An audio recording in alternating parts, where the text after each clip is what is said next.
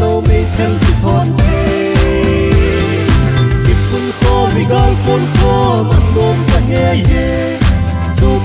Sophie khi ngày lụt na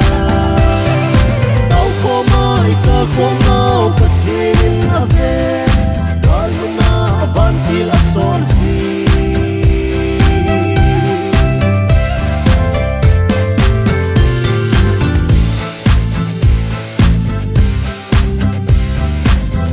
na online te kito lo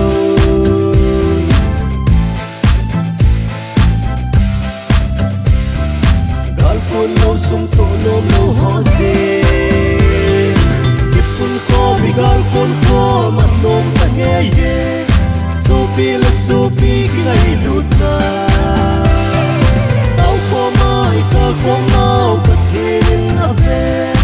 gal na avanti la son si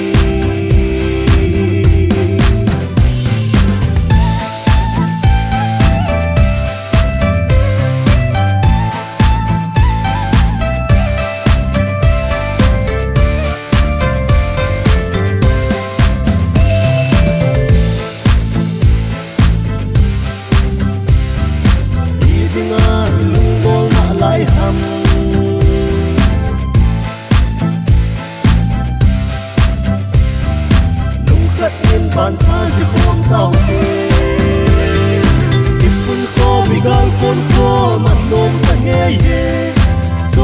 Sophie khi ngày lụt na tao khó mai ta khó nào cả thế nên na về